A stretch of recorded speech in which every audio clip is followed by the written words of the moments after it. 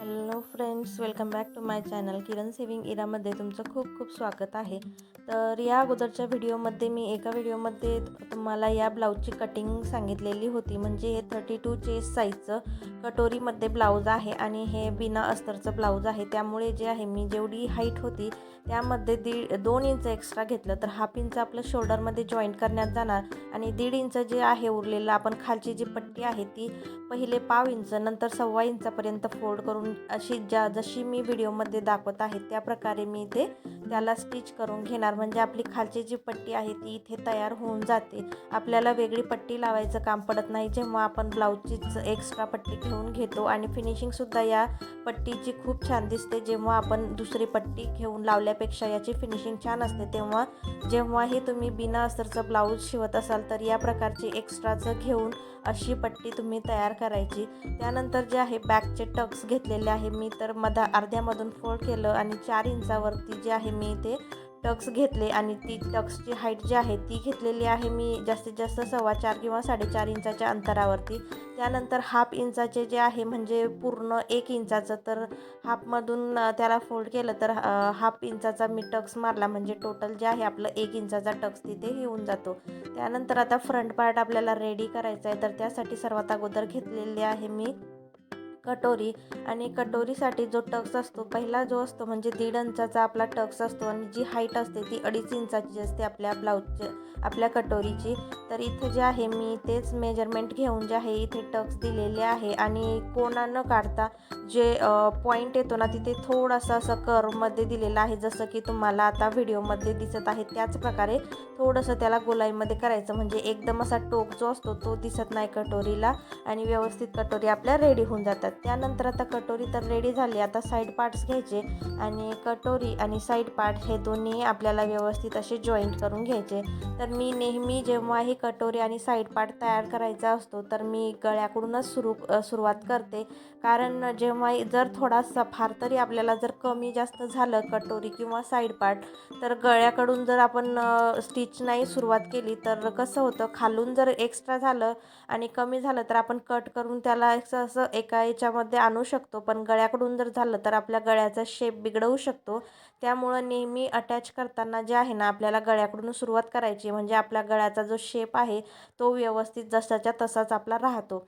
त्यानंतर जे आहे मला आता खालची जी योकपट्टी आहे ती इथे तयार करून घ्यायची आहे. तर सर्वात अगोदर मी इथे जे आहे ना दुहेरी म्हणजे डबलची योकपट्टी काढलेली होती. तर त्यामुळे काय झालं, मला वेगळी पट्टी लावायचं काम पडलं नाही आणि अशी जशी मी व्हिडिओमध्ये दाखवत आहे फिनिशिंगमध्ये योकपट्टी लावल्या जाते. बाहेरून आणि आतून दोन्हीकडूनही आपलं फिनिशिंग दिसतं. या प्रकारे मी जी आहे योकपट्टी लावत असते जर एक्स्ट्राचं कापड असलं तर. त्यानंतर योकपट्टी लावणं झाली, दोन्हीही बाजूने मी स्टिचिंग करून घेतली. 1.5 इंचापर्यंत जी आहे मी एक्स्ट्राची पट्टी घेतली, त्याला अर्ध्या इंचापासून फोल्ड करून त्यावरती परत एक स्टिच देऊन घेतली. त्यानंतर हाफ इंच खाली सोडायचं आणि त्याला मूड पाहून पाव इंचावरती मी स्टिप मारून घेतली. नंतर जी पट्टी आहे ती दुसऱ्या बाजूने अशी लोटायची आणि एक दाब टीप आपण ज्याला म्हणतो ती इथे देऊन टाकायची. नंतर जी पट्टी आहे ती पूर्णपणे आपल्याला आतल्या बाजूने लोटून घ्यायची आणि त्याच्यावरती जे आहे एक व्यवस्थित अशी आपल्याला टीप देऊन द्यायची. म्हणजे फिनिशिंगमध्ये आपली जी पट्टी आहे ती तयार होऊन जाते. तुम्ही बघू शकता किती व्यवस्थित आपलं ब्लाऊज दिसतंय. त्यानंतर दुसरा पार्टही याच पद्धतीने जी आहे मी तयार करून घेतला. फक्त इथं जे आहे आता हे काच आणि बटनचं ब्लाऊज आहे, तर पहिली जी आहे मी काचची पट्टी तयार केली. आता ही जी आहे बटनची पट्टी आहे, तर बटनची पट्टीसुद्धा मी तुम्हाला दाखवते की मी कशी जॉईंट केलेली आहे. इथे जे आहे कमीत कमी 2.5 ते 3 इंचाची मी पट्टी घेतली आणि त्यालाही असं थोडंसं फोल्ड करून टीप मारून घेतली आणि जशी आपण पट्टी नेहमी लावत असतो त्याच प्रकारे लावायला सुरुवात केली. आता एक्स्ट्राचं होतं ते कट केलं आणि आपलं आता जी पट्टी आहे ती जी आपला सरळ भाग असतो ना ब्लाऊजचा तिकडून मुडपवायची आणि जेवढं आपण हाफ इंच हुक आणि काच आणि बटनच्या पट्टीसाठी घेतलेलं असतं तेवढंच आपल्याला इथे दाबायचं आहे. एक्स्ट्राचं दाबायचं नाही. याने काय होतं, आपलं जेही मेजरमेंट आहे ते फिक्स राहतं. एक्स्ट्राचं आपण दाबायचं नाही काही, जेवढं आपण घेतलेलं होतं तेवढंच दाबायचं. आता दोन्ही फ्रंट पार्टसुद्धा रेडी झाला आणि बॅक पार्टसुद्धा रेडी झाला. तर इथं जे आहे मी हाफ इंचाचा डाऊन देत आहे नेककडून, कारण आपलं ब्लाऊज आपण कितीही व्यवस्थित शिवलं मेजरमेंट घेतले तरी कस्टमरच्या अंगावर घेतल्यानंतर थोडंसं तरी मला म्हणजे प्रॉब्लेम येतो की शोल्डर गळत होते. पण आता मला समजलं आहे की का त्याच्यामुळं मी कमी गळा जरी असला तरी थोडंसं तरी मी याला डाऊन देते गळ्याच्या बाजूने. त्याने काय होतं कस्टमरला फिक्स असं ब्लाऊज बसून जातं. तर आता दोन्ही जे शोल्डर आहेत ते सुद्धा मी इथे जॉईंट केले. आता जॉईंट झाल्यानंतर जे आहे आता इथे मी स्लीव्ज घेतल्या. आता स्लीव्जमध्ये सुद्धा मी असंच केलं होतं की जेवढी आपली हाईट आहे त्याच्यामध्ये 1.5 इंच किंवा 2 इंच एक्स्ट्रा घेऊन घेतला. आता जेवढी माझी स्लीवची हाईट आहे तेवढी घेतली आणि त्याच्यामध्ये 1/2 इंच ॲड केलं, कारण आपल्याला आता खाली पट्टी फोल्ड करून घ्यायची आहे. तर जेवढं लागत होतं त्याच्यामध्ये 1/2 इंच केलं आणि त्या पॉईंटवर स्ट्रेट सरळ अशी लाईन इथे मारून घेतली आणि अगोदर 1/2 इंच आणि त्यानंतर जेवढंही आपलं आपण जी लाईन केलेली होती ना ड्रॉ, तेवढ्यापर्यंत आपल्याला मूठ पाहून अशी एक सरळ टीप मारून घ्यायची आहे इथे. तर तुम्ही बघू शकता जशी मी व्हिडिओमध्ये दाखवते तसंच तुम्ही सुद्धा करून घ्यायचं आहे. आपली जी आहे एक स्लीव्ज इथे तयार झाली, तर दुसरीसुद्धा मी त्याच प्रकारे जे आहे इथे तयार करून घेते. तर पहिलीची जेवढी हाईट आहे तेवढीच मी दुसरीची इथे ठेवून घेतली आणि तीसुद्धा जशी आपण पहिली केली स्टिच तशीसुद्धा ही करून घेतली. तर तुम्ही जर बारकाईने लक्ष दिलं तर तुम्हालासुद्धा याच पद्धतीने लावता येईल. फक्त हळुवारपणे आणि व्हिडिओ जे आहे ना ते पूर्ण बघा, स्किप न करता, कारण मी जे आहे ना छोट्या छोट्या गोष्टी पूर्ण यामध्ये डिटेलमध्ये सांगत असते. तर यानंतर दोन्ही स्लीव्ज आपल्या इथे रेडी झाल्या. तर आता द्यायचा आहे आपल्याला फ्रंट आर्महोलचा शेप. तर इथे जे आहे ना 1/2 इंचचं जे आहे कट मी करत असते नेहमी फ्रंट आर्महोलचा शेप देण्यासाठी. त्यानंतर फ्रंट आर्महोलचा शेप झाला नंतर जे आहे मी ते स्लीव जॉईंट करून घेते. त्या अगोदर आपल्याला फ्रंट पार्ट आणि बॅक पार्ट हे दोन्ही इथे जोडून बघायचे. जर कोणचंही एक्स्ट्राचं भरत असलं तर आपल्याला या प्रकारे जे आहे कट करून घ्यायचं. याने काय होतं कोणताही पार्ट जो आहे आपला कमी जास्त होत नाही आणि जेही आपलं जॉईंट पार्ट असतात ते एकाच ठिकाणी इथे येऊन जातात. तर जे आहे आता मी ते पूर्ण केलेलं आहे कट, जेही एक्स्ट्राचं होतं ते, आणि ते स्लीव्ज इथे मी जॉईंट करून घेणार. तर बरोबर अशा मधातमधून अशा फोल्ड करायच्या आणि जिथंही आपलं शोल्डर जॉईंट झालेलं आहे तिथपासून आपल्याला स्लीव्ज ज्या आहेत ना त्या जॉईंट करायला सुरुवात करायची आहे. तर जे आहे मी व्हिडिओमध्ये ज्या प्रकारे दाखवते तुम्हीसुद्धा त्याच प्रकारे करसाल. तर आता जे आहे स्लीव्ज मी जॉईंट करून घेते.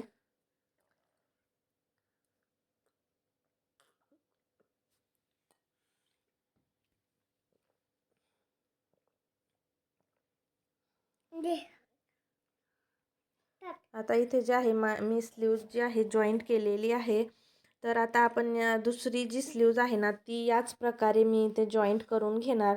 तर थोडंसं एक्स्ट्राचं काही जर वाटलं तर ते कट करत चालायचं. त्याने काय होतं आपलं ब्लाऊजची फिनिशिंगही दिसते आणि आपलं ब्लाऊजचंही कुठंही कमी जास्त किंवा कमी जास्त होत नसतं. त्याच्यामुळं जर वाटलं की हे एक्स्ट्राचं आहे तर ते तिथेच लगेच कट करायचं. आता इथेही सुद्धा जेव्हा आपला कटोरीचा भाग असतो ना तर थोडासा स्ट्रेचेबल बनतो. तर काय होतं जेव्हा आपण फिटिंग करू तेव्हा आपलं जे फिक्स मेजरमेंट असतं पहिले मेजर करायचं आणि एक्स्ट्राचं जर असलं तर काढून घ्यायचं. जसं की मी आता या व्हिडिओमध्ये काढून टाकलं.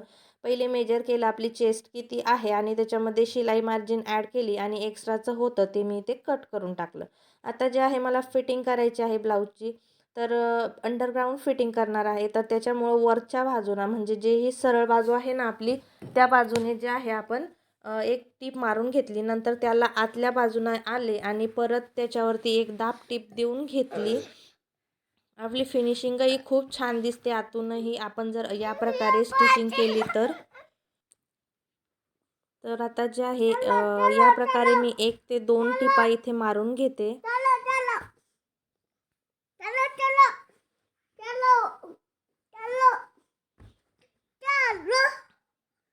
आता इथे जे आहे मी 1-2 टिपा मारून घेतल्या.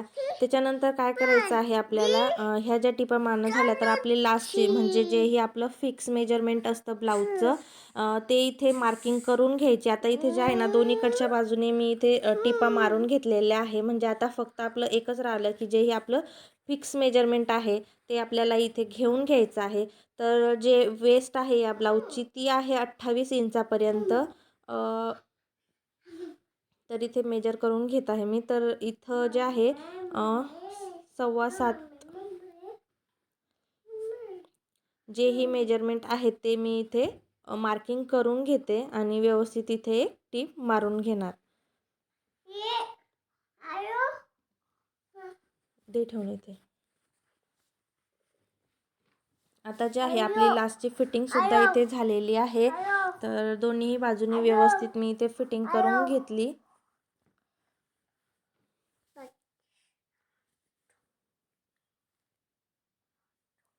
त्यानंतर जे आहे आता राहिलेली आहे फक्त आपली पायपिंग. तर आपल्याला पायपिंग सुद्धा इथे करून घ्यायची आहे. तर मी नेहमी कसं असतं मला मी जे स्लीव्ज आहेत ना त्या व्यवस्थित अशा एकमेकांना लावून बघते. जर कोणती कमी जास्त झाली तर ती मी व्यवस्थित इथे करून घेते. तर आता जे आहे तुम्ही बघू शकता आपलं पूर्ण फिटिंग वगैरे झालेली आहे. तर आता मी उरलेला कपडा होता तर त्यातच जे आहे तिरकस ज्या कपड्या असतात त्या इथे मी काढून घेते पट्ट्या.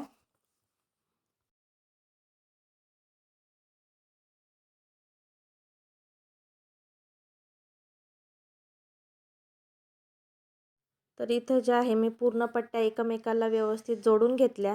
आता आपल्याला पायपिंग करायला सुरुवात करायची. तर 1/2 इंच मी जे आहे बाहेरच्या बाजूने सोडलं आणि त्याला अशा मागच्या बाजूने दुमडवून घ्यायचं आणि त्याच्यावरती टीप मारून घ्यायची आणि व्यवस्थित असं आपल्याला जी आपली पट्टी आणि ब्लाऊजचा जो काठ असतो म्हणजे जो पदर असतो किंवा कॉर्नर असतो हे काहीही म्हणा तुम्ही, त्याच्यावरती बरोबरीला लावून आपल्याला पट्टी लावून घ्यायची आहे. कमी जास्त होऊ द्यायचं नाही. खालचं मागं सरकतंय आणि वरची जी पट्टी आहे ती पुढं सरकते तसं सुद्धा होऊ द्यायचं नाही. त्याने काय होतं थोड्या दिवसांनी आपली स्टिचिंग जी आहे ती उखळायला सुरुवात होते. त्याच्यामुळे व्यवस्थित असं एकमेकावरती दोन्ही पार्ट ठेवायचे आणि नंतर जे आहे त्याच्यावरती स्टिचिंग करून घ्यायची.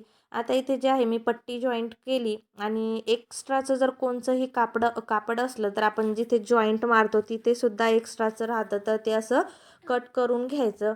त्यानंतर आता आपल्याला आपली पायपिंग बघायची. तर जेवढी आपल्याला पायपिंग लागते तेवढाच असा कपडा जो आहे त्याला गोल गुंडाळून घ्यायचा आणि मागच्या बाजूला करून घ्यायचा आणि जिथंही आपला जॉईंट पार्ट असतो ना पट्टीचा आणि जे मेन आपलं ब्लाऊज असतं त्याच्याबरोबर मध्यात आपली जी स्टिच आहे म्हणजे टीप आहे ती आली पाहिजेत.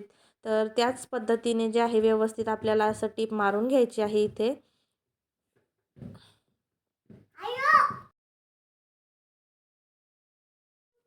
तर इथं जे आहे मी पायपिंगसुद्धा करून घेते. आता आपल्या ब्लाऊजची जी आहे पायपिंगसुद्धा इथे झालेली आहे. त्यानंतर आता इथे जे आहे ब्लाऊज जे आहे माझं रेडी झालेलं आहे पूर्ण. तर तुम्ही ते बघू शकता व्यवस्थित असं ब्लाऊजसुद्धा माझं रेडी झालेलं आहे.